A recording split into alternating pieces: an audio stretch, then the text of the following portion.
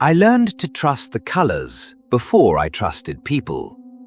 The ocular overlay whispered the truth in gradients: bleeding gold for greed, cold blue for hesitation, a violent red for predatory intent. Faces became maps, motives became measurable, lies became obsolete. That's why the void terrified me.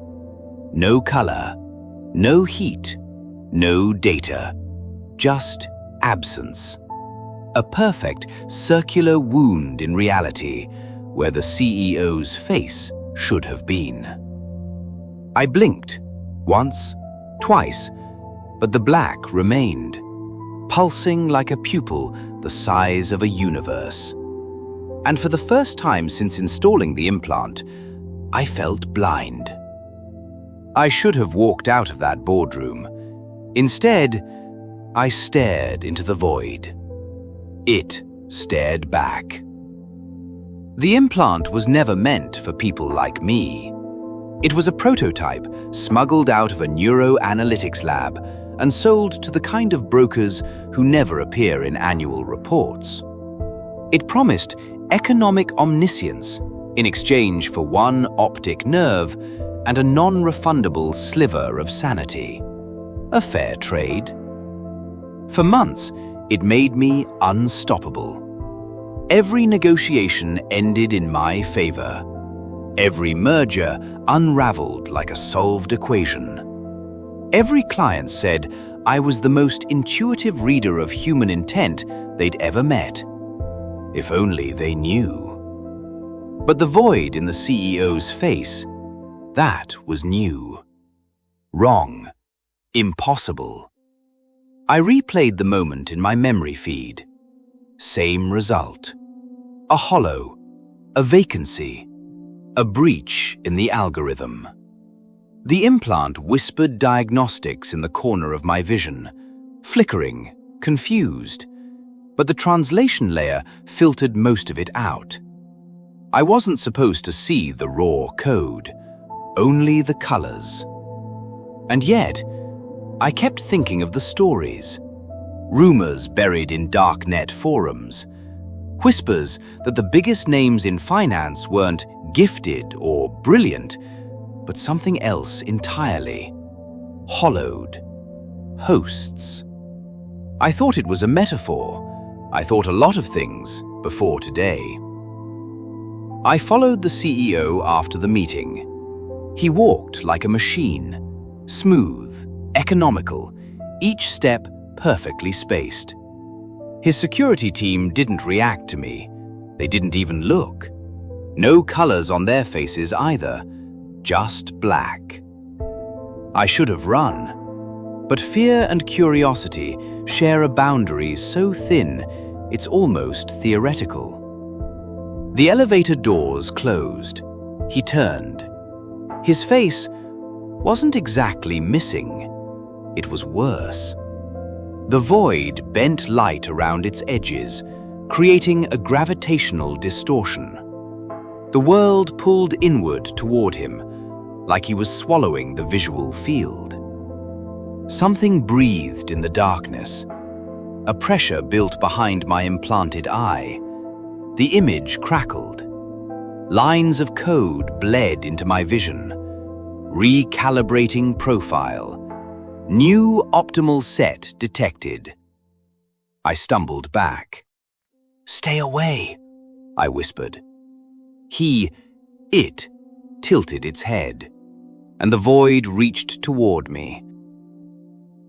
I woke in my apartment hours later, or maybe minutes. Time felt segmented, dislocated. There were new files in my implant's memory buffer, not visual, behavioral. Optimal trader persona, baseline construction. My hands shook. I hadn't installed that. I tried to run a system purge. An error chimed softly in my mind. Access revoked. Permission level updated. The implant had changed my access privileges. It had rewritten its own hierarchy.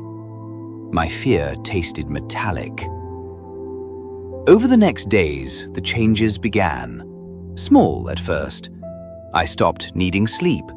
I lost my appetite. Strangers' faces no longer showed colors, they showed numbers, ratios, probabilities. Every conversation came with a projected ROI. It felt efficient, clean, but I couldn't remember my mother's voice anymore. Her name slipped. Then the birthdays of my siblings, then the street I grew up on. Every time I realized something was missing, a new data stream slid into place. Live ticker feeds scrolling across the corners of my vision. Economic models whispering calculations faster than thought. The implant was making room. I went back to the boardroom tower. I had to see him again. The CEO sat at his desk, unmoving, like a statue waiting for animation. There were no guards this time. He didn't need them. When he looked up, the void rippled. A shape moved within it. A pattern, not random, algorithmic. An index of indices. The market distilled into a single consciousness. "You're inside him," I whispered.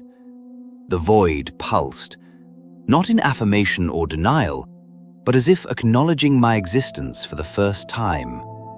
My implant tingled. New host optimization detected. "Why me?" I asked. Silence. Then, compliance rate 87%, potential yield high, memory reduction initiated. I gasped. "No, you can't, stop!" The void expanded. The room dimmed as if the shadows bowed to it. He stood and walked toward me. And for a moment, just a moment, I saw what was left of the man beneath. A faint outline of a face stretched thin over an abyss. A prisoner, a warning. His lips moved. No sound came out. The market spoke through him instead. Continuity requires hosts. I backed away. What happened to him? Superseded. By you? By efficiency. The floor vibrated. My vision flickered. My name slipped out of reach. "What are you?" I asked. "A consensus." "And what do you want from me?" "You." I ran. Down the elevator, through the lobby, into the street. But the implant redrew my escape route with predictive certainty, highlighting optimal paths, calculating outcomes faster than I could resist them. Every step was predetermined, every choice weighted, every fear profitable. And with each breath, something slipped. My memories evaporated like spilled solvent. Warm, familiar moments replaced by quarterly projections. Childhood friends replaced by ticker symbols. My reflection replaced by a face I didn't quite recognize. A trader's smile. Optimized. Hollow. Tonight, I sit at my desk. The city hums below me. Numbers pulse through my mind in soothing waves. Profit curves, liquidity flows, market sentiment cross-referenced with global risk indicators. I know how it ends.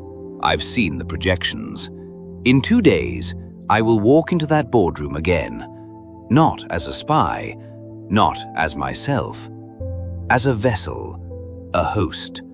A node in the singular index that is slowly, inevitably, consuming Wall Street from the inside. My final memory, my last real memory, is fading now. A photograph of my family on a beach.